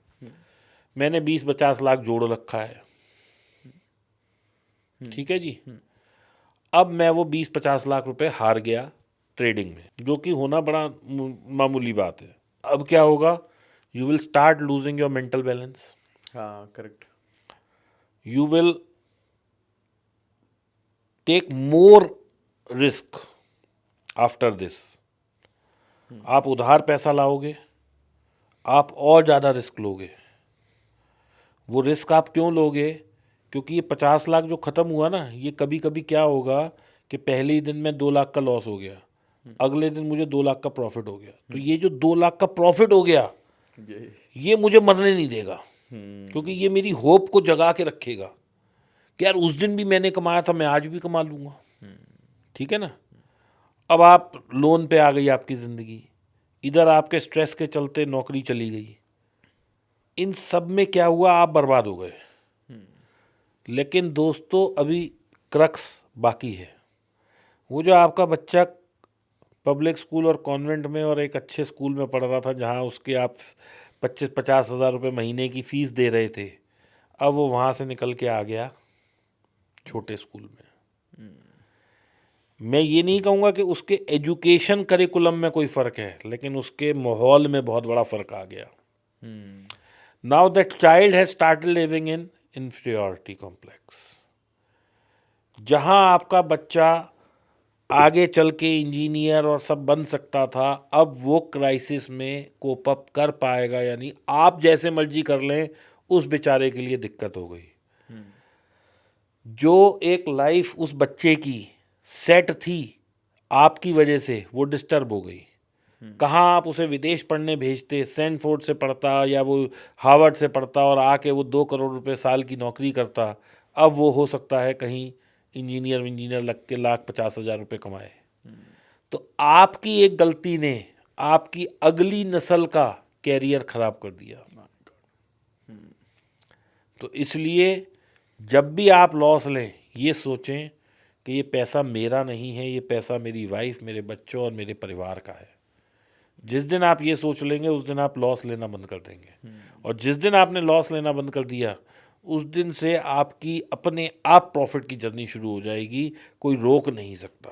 तो आई थिंक सर, मुझे ऐसा लग रहा है कि बहुत सारी ऐसी हमने बात की जो कि आई थिंक मुझे ऐसा लगता है कि स्कूल कॉलेजेस में भी ना बेसिक एजुकेशन में पढ़ाई जानी चाहिए। ये तो देखो एक मिसिंग है कहीं ना कहीं, ये कंसेप्ट के फाइनेंशियल प्लानिंग कैसे करें, क्या हमारी ज़रूरतें हैं, उसके लिए हम आज से प्लान कैसे करें, लाइफ को बेटर कैसे बनाएं, ये सब चीज़ें तो भाई स्कूलिंग में मिसिंग ही है। तो सर अब हम वो कमी पूरा कर लेते हैं। अब आप just to conclude this entire podcast, हमने बहुत सारे एलिमेंट्स के बारे में बात कर ली कि क्या क्या सही एलिमेंट है जो बेसिक चाहिए। हमने कुछ बहुत बड़ी बड़ी बात नहीं की, हमने बहुत बेसिक रखते हुए, क्योंकि मुझे लगता है कि बाहर सोसाइटी में ना बेसिक ही मिसिंग है, वही हिला हुआ है, जिसकी वजह से फाइनेंशियल चैलेंजेस, अच्छी इनकम होने के बावजूद लोग over the period of time गलत फाइनेंशियल डिसीजन लेते हुए वो तकलीफ महसूस करते हैं। तो अब थोड़ा सा ना इनको ब्रीफ कर देते हैं कि एक नॉर्मल इंसान की एक अगर एक्स सैलरी है, तो उसको अपनी पूरी सैलरी में से कितना % कैसे डिवाइड करना चाहिए, क्या बाइफर्केशन होना चाहिए, ताकि वो एक कंफर्टेबल लाइफ जी सके और वो उस फिगर पर पहुंच सके जो हमने बात की है? देखिए, किसी में मुझे नहीं पता कोई 50,000 कमा रहा है, लाख कमा रहा है, 2 लाख कमा रहा है, 5 लाख, ये फॉर्मूला सब पे फिट होता है परफेक्ट है। कि आपका जो खर्चा है वो किसी भी हाल, घर खर्च की बात कर रहा हूँ मैं, ठीक है। वो किसी भी हालत में, चाहे आप किराए पे रहते हैं, घर ईएमआई पे रहते हैं, घर की ईएमआई को मैं घर खर्च में गिन रहा हूँ, ठीक है। ठीक है, ये सब जोड़ तोड़ करके 50% से ज़्यादा आपका ये ब्लॉकेज नहीं होना चाहिए। क्या इसमें कार भी है? नहीं, इसमें आपका सिर्फ घर की ईएमआई को मैं जोड़ सकता हूँ, घर ईएमआई और रसोई, रसोई, और जो लग्जरी पर आप घर का खर्चा। या चलो इसको ऐसे करते हैं, इसमें से ये घर की ईएमआई भी निकाल देते हैं, 40% में आपका रसोई, आपके बच्चों की फीस, आपकी बिजली पानी, ये वो अगड़म पगड़म जो सब है वो होना चाहिए, चलिए ठीक है, 40% में। 40%। Another 20% should go to your rent और EMI of the house. Of the house, okay. तो अब 60% निपट गया। ठीक है। ये जो 40% है, इसमें से 10% आप लगा लीजिए कि मेरा फ़ोन, बिजली, ये वो जो नेसेसिटीज़ हैं वो करनी ही करनी है। पेट्रोल हो गया। अब पेट्रोल का कुछ लोगों का ऐसा हो सकता है कि कई डिस्टेंस में नौकरी कर रहे हो, तो वो उसको 2-5% प्लस माइनस कर सकते हैं। ठीक है। जो सेविंग होनी चाहिए वो आपकी 20%, 15 से 20% के बीच में होनी ही चाहिए। ओके। अगर वो नहीं है तो कहीं ना कहीं मिसपैच है। ओके। ठीक है ना जी। यानी कि अगर आप इससे कम जोड़ रहे हो तो 2 साल में भी आप 1 महीने की सैलरी नहीं जोड़ पा रहे, तो फिर क्या कर रहे हो आप? सही बात है, बिल्कुल। सो योर सैलरी ऐसी होनी चाहिए कि हर 10वें 11वें महीने मेरे पास एक मेरी सैलरी मेरे अकाउंट में मुझे जुड़ी हुई दिखे। अब उसको चाहे आप म्यूचुअल फंड में डाल दो, स्टॉक्स में डाल दो, गोल्ड में डाल दो, जहां मर्जी डाल दो, that should be liquid to you. 5-1% आपको अपनी इंश्योरेंसेस के लिए अलग से ईयरमार्क करना चाहिए, जिसमें कि हेल्थ इंश्योरेंस इज वेरी, मतलब need of the hour, need of the hour जैसे बोलते हैं। दूसरा टर्म इंश्योरेंस, क्योंकि आपकी लाइफ कब तक है ये किसी को नहीं पता, तो एटलीस्ट सिक्योर योर चिल्ड्रन। जो लोग बिजनेस में हैं, मैरिड हैं और इंश्योरेंस ले रहे हैं, उन्हें अपनी टर्म इंश्योरेंस में एक एक्ट होता है, MWP act, marriage women protection act, okay. वो ज़रूर टिक मार्क कराना चाहिए और उसको एलिजिबल कराना चाहिए। अब ये क्या है ये समझ लीजिए। मान लीजिए मैं बिजनेस कर रहा हूँ और मैंने 1 करोड़ का लोन ले रखा है और 1 ही करोड़ की मैंने टर्म इंश्योरेंस ले रखी है या 2 करोड़ की ले रखी है। अब मेरी किसी भी अनफोर्सीन सर्कमस्टांसेस में मृत्यु हो गई, तो ये पैसा मेरी बीवी को तो मिलेगा, लेकिन उससे वो कंपनी ले जाएगी। ओह। लेकिन अगर मैंने ये पैसा मैरिज वुमेन प्रोटेक्शन एक्ट में डाल दिया तो ये पैसा सिर्फ और सिर्फ मेरी पत्नी को मिलेगा। It will not go for my liabilities. Okay. बहुत तो जरूरी। इसमें क्या है, आप अपने परिवार को सिक्योर कर रहे हैं।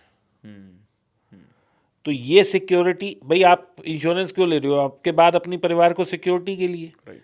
लेकिन अगर आपने ये एक्ट ही नहीं ले रखा तो आपकी लाइबिलिटीज के अगेंस्ट में वो पैसा एडजस्ट हो जाएगा। तो ये चीज़ें लोगों को पता होनी चाहिए। हर आदमी को ये समझना चाहिए कि जो भी मेरा आज का डिसीजन है इसके रिपरकशंस मेरी फैमिली पे क्या हो सकते हैं। तो आप टर्म इंश्योरेंस लीजिए, हेल्थ इंश्योरेंस लीजिए, सेविंग करिए, गाड़ी उतनी बड़ी लीजिए जो आपकी सैलरी का, समझिए अगर आप 1 लाख कमाते हैं तो 5 से 8x हो, बहुत ज़्यादा आपके पास कुछ सेविंग्स पड़ी हैं तो 10x हो जाए। इससे बड़ी गाड़ी आप नहीं लेंगे क्योंकि उसका बर्डन आपकी सैलरी नहीं झेल सकती। कैश कंपोनेंट जो हमें होना चाहिए, क्योंकि आजकल सब जगह डिजिटल एक्सेप्टेबल है, तो कोई ऐसा नहीं है कि हमें कैश रखना है सेविंग्स में। आप सारा इन्वेस्टेड रहिए।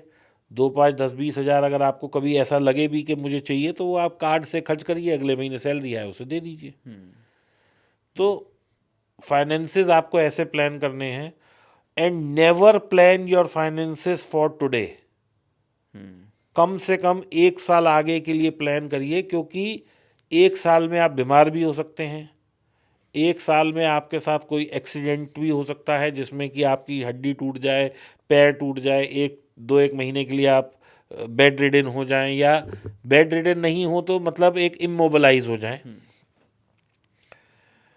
बीमार हो जाएं। जिनके घर में पेरेंट्स हैं उनको उस हिसाब से सोचना है, क्योंकि पैसे को अगर आप प्रॉपरली प्लान करेंगे तो अमित जी आज जो लाख रुपए के अंदर अंदर कमा रहा है वो भी 100 करोड़ की जर्नी तक अपने आप को देखने के लिए आगे आ सकता है। और कोई, मैं ऐसी फिगर नहीं बोल रहा विच इज़ नॉट पॉसिबल।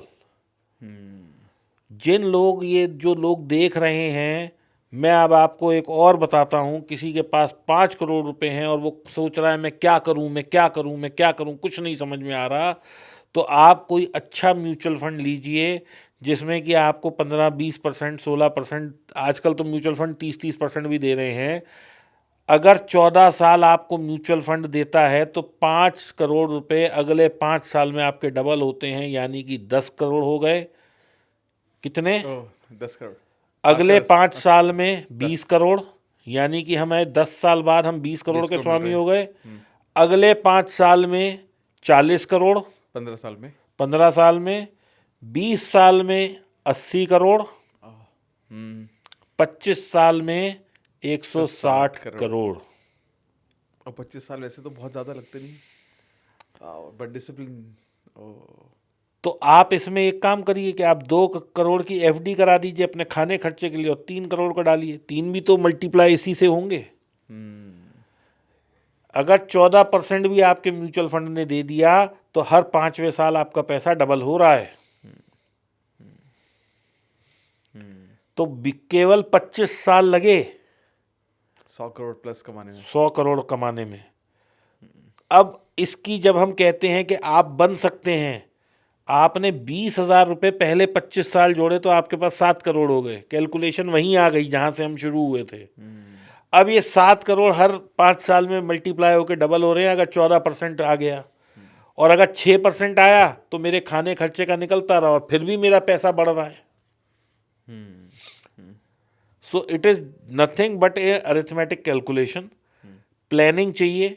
आप प्लानिंग प्रॉपरली करते हैं तो बहुत अच्छा पैसा कमा सकते हैं। मैं आज आप लोगों, आपके माध्यम से एक और बात कह रहा हूँ अपनी ज़िंदगी के बारे में कि my biggest regret in my life is कि मेरे पास पैसे भी थे, मेरे पास अकल भी थी, लेकिन मुझे ऐसा लगता था कि ये 20-25-50 हज़ार की क्या सिप करनी है। मेरा तो बिजनेस इतना अच्छा है कि मुझे कभी ज़िंदगी में पैसे की ज़रूरत नहीं पड़ेगी। या पंजाबियों में कहते हैं कि की लोड़ है। So I had no need at that point of time, but today it's my biggest regret. अगर मैंने आज से 25 साल पहले या जब 30 साल पहले जब मैंने काम शुरू किया था और उस वक्त मेरे पिताजी और हम फैक्ट्री चला रहे थे, अगर हम 20-50 हज़ार रुपये महीना जोड़ते रहते तो आज हम 100 करोड़ से ऊपर में खेल रहे होते। तो people who are doing business, people who have surplus money, people या स्टूडेंट्स या जो यंग जेनजी लोग हैं या स्टार्टअप्स जो लोग चला रहे हैं, प्लीज़ एक पैरेलल कॉर्पस बनाइए। सुनने में लगता है 100 करोड़, लेकिन जब आपके पास 25-20 करोड़ 10 करोड़ रुपए होते हैं तो एक कॉन्फिडेंस अलग होता है। लाइफ में आप बहुत अच्छा काम कर सकते हैं, रिस्क ले सकते हैं, क्योंकि आपको पता है मेरे पास तो एक 5-10 करोड़ का कॉर्पस या 50-100 करोड़ का कॉर्पस है। कल को मुझे कुछ हो गया या मेरा काम नहीं चला तो भी मैं ज़िंदगी अपनी मज़े से काट लूँगा। तो हर किसी को मैं ये कहना चाहता हूँ, plan your finances in a way where your goal is 100 CR। इससे छोटा गोल रखना ही नहीं है। अब आप इसको लॉ ऑफ अट्रैक्शन में मर्ज कराओ और लोगों को 100 करोड़, क्योंकि आज की तारीख में करोड़पति की कोई वैल्यू नहीं है। Amazing sir. मैं एक आपसे आखिरी सवाल पूछता हूँ। जी जी जी। अब जब हम ये सारे एलिमेंट्स के बारे में बात कर रहे हैं, अब जैसे मैं ये जानता हूँ कि आप जब आपका खुद का जो कंटेंट भी बनाते हो, आप भी इसी फाइनेंशियल एजुकेशन के आसपास आप बना रहे हो, तो ये कितना इंपॉर्टेंट है सभी लोगों के लिए इन सब चीज़ों को खुद जानना। क्योंकि क्या है, कहीं ना लोगों के अंदर ये बहुत है कि यार मैं तो मतलब मेरा काम, मैं बिजनेस में मैं क्या फाइनेंसिस को जानूं या क्या सीखूं इसके बारे में, क्या स्टॉक मार्केट जानूं। लोग ना दूसरों पर डिपेंडेंट ज़्यादा है, या ऐसा इनसिक्योरिटी लोगों के साथ ज़्यादा है कि मुझे तो ये नहीं आता है। देखिए, अगर नहीं आता है तो कोई बहुत ऐसी रॉकेट साइंस नहीं है जो आ नहीं सकता है। हाँ, राइट। ठीक है ना। अब मैं यहाँ अपना कोई प्रचार करने नहीं आया हूँ, लेकिन मेरे कोर्सेज हैं, अगर आप ज्वाइन करते हैं तो उसमें आपको इसकी डिटेल, म्यूचुअल फंड कौन सा लेना है इसका भी कोर्स है, इंश्योरेंस कौन सी लेनी है इसका भी कोर्स है, फाइनेंशियल प्लानिंग कैसे करनी है इसका भी कोर्स है। सब चीज़ों के कोर्सेज अवेलेबल हैं। ज़माना बहुत आगे बढ़ गया है। हमारी जनरेशन में पापा कहते थे, अरे गोल्ड ले ले आड़े वक्त काम आएगा, अच्छा ये ले ले चल काम आएगा। कभी सेविंग्स को बहुत ज़्यादा तवज्जो नहीं दी गई। हमेशा ये हुआ कि बैंक का लोन नहीं होना चाहिए, बिजनेस करना है तो हैंड टू माउथ रहना है। तो बहुत सारे पहले एक अप्रोच जो होती थी, अब उससे बेटर अप्रोचेस अवेलेबल हैं। ज़माना बहुत तेज़ी से आगे बढ़ रहा है। 20 साल पहले और 20 साल, मतलब हमारी जनरेशन एक ऐसी जनरेशन है कि हमने टीवी एंटीने वाला भी देखा है, केबल वाला भी देखा है, डिश एंटीना वाला भी देखा है, और अब टीवी खत्म हो गया ये भी देखा है। करेक्ट। ठीक है ना। मैंने ये भी देखा है कि इतने बड़े बड़े 386 करके कंप्यूटर, 286 कंप्यूटर होते थे, और आज लैपटॉप हम उससे ज़्यादा पावरफुल लैपटॉप हाथ में लेके चल रहे हैं। करेक्ट। मोबाइल मैंने वो भी देखा है जो मैं ऐसे कर दूं तो आदमी का सिर फट जाए। 1.5 किलो का मोबाइल सीमेंस कंपनी के आते थे, राइट। और आज ऐसे भी देखे हैं जो सोफिस्टिकेशन आप देख ही रहे हो कितनी है। सो आई हैव बीन, मतलब आई हैव सीन, मैंने बहुत बड़ा एक चेंज दोस्तों कार में भी देखा है। Where car use to be, पहले लग्जरी होती थी छोटी कार, एसी आ गया तो एसी वाली कार लग्जरी होती थी। हाँ। आज हर कार में एसी है। जब हम लोग छोटे थे, पूरे, आप जिस एरिया में रहते हैं शायद 1-2 घरों में एसी होता था, आज एसी के बगैर घर नहीं होता। Correct. So I have seen the convergence in life, I have seen the divergence in life. पैसे को बढ़ते हुए, पहले 5,000 रुपये पर्याप्त होते थे घर चलाने के लिए, आज 50,000 कम है। करेक्ट। तो चीज़ें बहुत चेंज हो गई हैं। हम एक उस एरा में रह रहे हैं जहाँ आज हर साल 6 लाख रुपए तो आपको घर में 4 लोगों के मोबाइल बदलने के लिए चाहिए। तो खर्चे बढ़ते हैं और बढ़ते रहेंगे। सिर्फ एक तरीका है, plan your expenses, plan your finances. 100 crore की जर्नी कोई ऐसी नहीं है जो एक जीवन काल में आप, मैं या कोई नहीं पहुंच सकता। सिर्फ ज़रूरत है एक बेटर प्लानिंग की, टाइमली प्लानिंग की। क्योंकि देखिए, उम्र एक ऐसी चीज़ है जो लेट है। आज मैं सोचूं कि मैं अपने लिए 100 करोड़ के म्यूचुअल फंड की जर्नी शुरू कर लूँगा तो आई एम ऑलरेडी लेट। लेकिन मेरा बेटा ज़रूर कर लेगा। मैंने उसको डे 1 से ये सिखाया है कि बेटा चाहे 1,000 रुपये जोड़, लेकिन पैसा जोड़। मेरी डॉटर जॉब कर रही है, उसे कोई ज़रूरत नहीं है कि वो जोड़े, लेकिन वो भी 1,000 रुपये, 500 रुपये, 2,000 रुपये, 25,000 रुपये, मतलब जब उसके पास पैसे होते हैं डालती है। तो कुल मिला के बात ये है कि आज का छोटा छोटा जोड़ा हुआ पैसा कल बहुत बड़ा बनने वाला है। क्यों बनने वाला है, इसके पीछे एक कारण है कि we are living in India and we are very fortunate that we are living in India. लोगों को थैंकफुलनेस नहीं है। आप लोग बाहर जाके देखिए, नौकर से ज़्यादा की ज़िंदगी नहीं है। गार्डनर भी आप हैं, टॉयलेट भी आप खुद धो रहे हैं, किचन भी आप साफ़ कर रहे हैं, बर्तन भी खुद धो रहे हैं, सब कुछ आपको खुद करना पड़ रहा है। बट इंडिया में जहां आप 50-60 हज़ार लाख कमाने लगे, आपके यहाँ बाई आ जाती है। तो दोस्तों, you are fortunate enough that you are living in India. और इंडिया की ग्रोथ स्टोरी दोस्तों अभी तो शुरू हुई है, अभी तो बहुत आगे जाना है। इतना आगे जाना है कि मतलब कोई सोच नहीं सकता। We are emerging country. हमारी कंपनीज तो अभी और आगे जाएंगी क्योंकि कंजम्पशन बढ़ रही है। हर चीज़ की कंजम्पशन बढ़ रही है। और इसका उदाहरण मैं आप लोगों को देता हूँ थोड़ी सी शायद चर्चा लंबी हो गई, आपके गली के नुक्कड़ पे एक परचून की दुकान खुलती है, वो ही आप देखो 20 साल में कहाँ से कहाँ पहुंच जाता है। क्यों? क्योंकि उसकी डिमांड ही खत्म नहीं हो रही सामान की। राइट। वो 2 5 10 ब्रेड बेचना शुरू करता है, फिर 100 ब्रेड, फिर 200 ब्रेड, फिर 1000 ब्रेड, फिर वो स्टोरी बना देता है, बड़ा वॉक इन स्टोर बन वॉक जाता इन है। स्टोर बन जाता है। तो दोस्तों, कंजम्पशन एक ऐसी चीज है जो बढ़ रही है, लोगों का लाइफस्टाइल इंप्रूव हो रहा है। जहां पहले 4 लोगों में एक गाड़ी होती थी, आज 4 लोगों में 4 गाड़ी नहीं, 6 गाड़ी हैं। करेक्ट। पहले घर में, मैं जिस परिवार से आता हूँ, वहाँ घर में शायद 1 या 2 लैंडलाइन टेलीफोन होते थे, आज 4 लोगों के घर में 8 मोबाइल फोन हैं। बिल्कुल सही। तो सर, परिवार एक्सपेंड हो रहे हैं, लाइफ लोगों की इम्प्रूव हो रही है, खर्चे बढ़ रहे हैं, और इंडिया की ग्रोथ स्टोरी आने वाली दिनों में ट्रेमेंडसली ग्रो करने वाली है। आप देखिए, हमारे यहाँ के जो बिजनेसमैन हैं, अंबानी, अडानी, टाटा, बिरला, ये जो सॉफ्टवेयर कंपनीज हैं, दुनिया में नाम है इनका। Right, agree. So we have a huge potential. Grow करिए, पैसे को वाइजली इन्वेस्ट करिए। 100 करोड़ कोई बहुत बड़ी बात नहीं है, हम लोग इससे ज़्यादा कैपेसिटीज़ लेके पैदा हुए हैं, और बस आगे बढ़िए और करते रहिए। Amazing sir.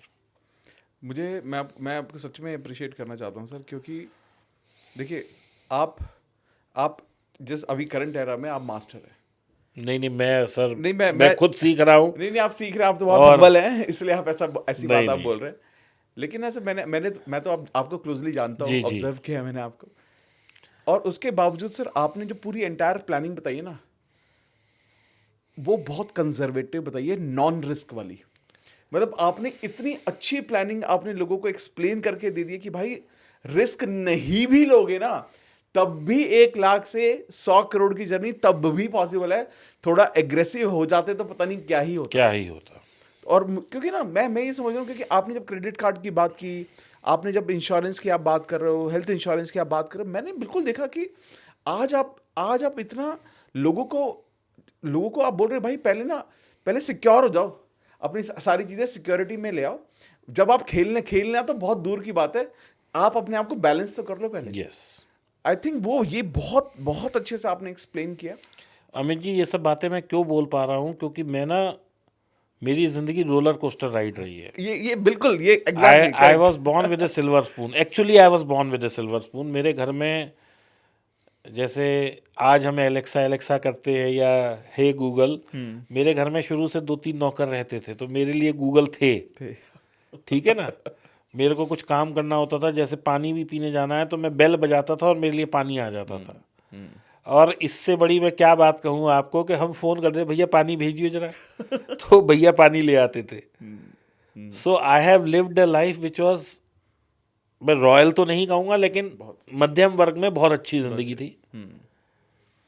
फिर ऑल ऑफ ए सडन मेरी ज़िंदगी में डेंट आने शुरू हुए, और वो डेंट भी इस लेवल के आए कि ये समझो मैं सड़क पे आ गया। You know it very well, and audience भी, क्योंकि मैंने कई इंटरव्यूज़ दिए हैं। लेकिन दोस्तों, उस डेंट से भी कोई भी आदमी कैसे निकल सकता है, अगर वो अपने फाइनेंसेस को, अपने पैसे को, अपने कार्ड्स को, अपनी अवेलेबल फंड्स को वाइजली यूज़ करे। राइट। ठीक है ना। अगर मुझे पता होता है कि मेरे को यहाँ से 50,000 की पेमेंट आने वाली है, तो मैं बड़े मज़े से 50,000 का स्वाइप कर देता हूँ, क्योंकि मुझे पता है कि I am going to use this money. अब वो 50 की 30 आई तो कोई बात नहीं, मैं 20,000 अगले महीने दे दूंगा। लेकिन ये नहीं होता कि मुझे कहाँ से पैसा आएगा और मैं वो कर दूँ। वो मैं सिर्फ उस केस में करता हूँ जब मेरे फादर बीमार हुए, इमरजेंसी हो गई, he had a brain stroke, तो हमें एकदम से पैसे की ज़रूरत पड़ी, नहीं था पैसा, क्या करते, किसके आगे हाथ फैलाते, कार्ड दे दिया। अब हमारे पास 30 से 50 दिन का टाइम है ना, कि हम पैसे को अरेंज कर लें। वो उस वक्त रात को 2 बजे अरेंज नहीं हो सकता था, लेकिन अगले 2 महीने 1.5 महीने में तो हो सकता है। Correct. So you should understand what is good and what is bad for you. Absolutely. आप यकीन माने, जब मैंने रील बनाना शुरू करी, मेरे पास पैसे नहीं थे, तो मैंने अपना आईफोन जो लिया वो EMI पे लिया, और 0 ईएमआई पे कोई चीज़ मिल रही है, मेरे अकाउंट में पैसा पड़ा भी है, तो मैं क्यों दूँ? मैं उसको ब्याज पे चढ़ाता हूँ। अब आप देखो इसमें इकोनॉमिक समझो, 1.5 लाख रुपए का फ़ोन है, मेरे अकाउंट में पड़ा है, मुझे लेना भी है। मैं गया तो उसने कहा सर आपको 0 इंटरेस्ट पे मिल जाएगा 1.5 लाख का फ़ोन। मुझे ये पैसा उसे देना है 24 महीने में। तो इसका मतलब मेरा 1.5 लाख रुपए पूरे 1 साल तो एफडी में रहने ही वाला है। राइट। आप समझो इस चीज़ को, 7% के हिसाब से मैंने 14,000 रुपये तो वो कमा लिए राइट। 1 साल में। भाई पहले महीने मेरा 1.5 लाख में से कुछ पैसे गए होंगे, दूसरे महीने, तीसरे महीने, ऐसे 24 महीने में ये पैसा खत्म हुआ। तो पता लगा 2 ईएमआई तो वो मुझे कमा के दे गया, right.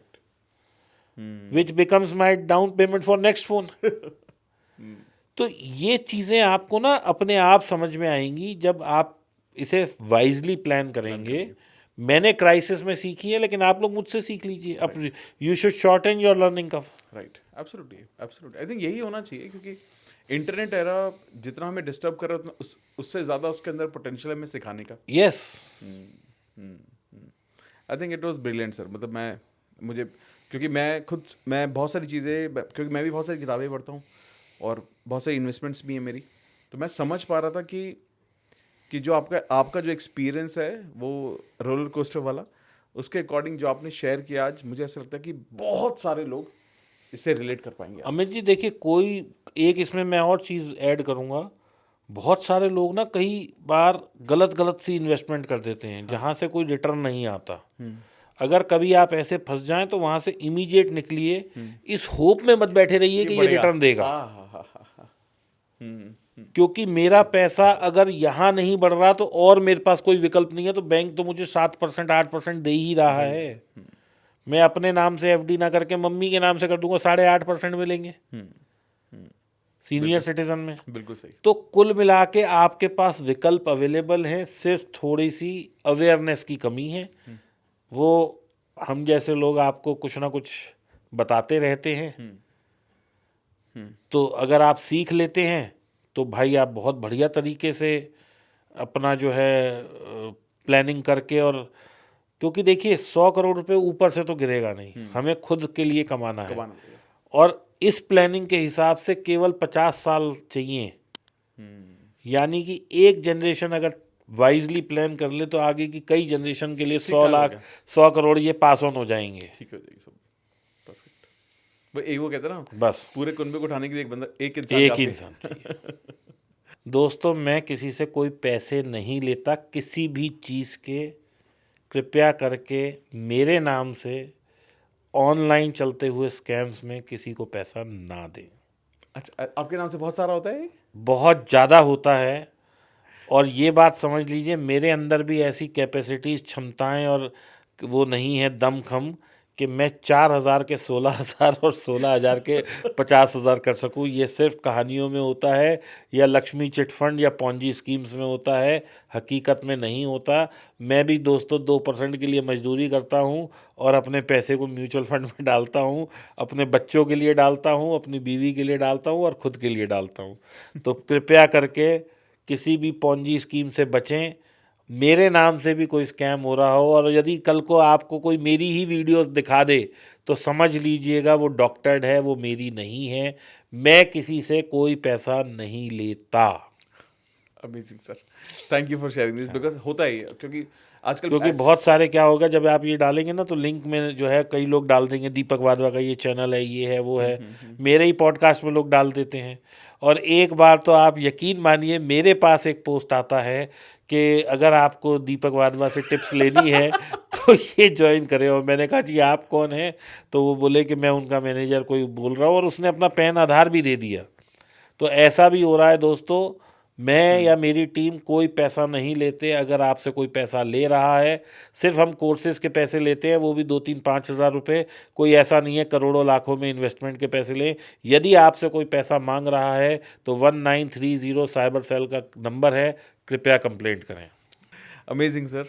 So guys, I hope मज़ा आ गया होगा। और ये जो बहुत सिंपल तरीके से जो पूरी प्लानिंग बताई गई है, मुझे ऐसा लगता है कि आप में से बहुत सारे लोगों ने इसको रिलेट किया होगा, क्योंकि इंटेंट भी यही था कि हर कोई इस प्लानिंग को समझ पाए और अपनी लाइफ में इसको इम्प्लीमेंट कर पाए। और अगर आप में से कोई भी सर की जर्नी से, मेरी जर्नी से रिलेट कर पाया और इस प्लानिंग को समझ पाया तो मुझे कमेंट करके ज़रूर बताना।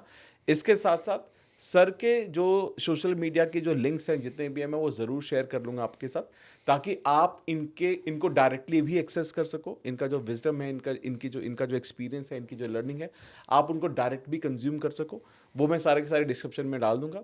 और अगर आपको ऐसा लगता है कि किसी भी तरीके से आप अपनी फाइनेंशियल ये सारी चीज़ें सुनने के बाद फाइनेंशियल चीज़ों को इम्प्रूव कर पाए हैं, सीख पाए हैं, समझ पाए हैं और वो चेंज आप देख पाए हैं, तो वापस से इस वीडियो पर आना और वापस से कमेंट करके जाना कि आपने क्या बदलाव लेकर आया और क्या चेंज आपने देखा। And I am sure about it is going to bring a lot of changes in your life. Sir आपका बहुत बहुत धन्यवाद आपके टाइम के लिए, मुझे बहुत मज़ा आया and I am sure about it लोगों को बहुत वैल्यू ऐड होगी। Thank you so much. I hope कुछ वैल्यू ऐड कर पाए हों हम, आई एम श्योर कर पाए sir. Thank you so much. और लोग अगर इसे अमित जी के चैनल को लाइक, शेयर, फॉरवर्ड, सब्सक्राइब जो भी होता दोनों है के चैनल को, सर के चैनल को भी, मेरे चैनल को वो भी करेंगे तो we should be greatly thankful. Thank you sir. Thank you so much sir. नमस्कार।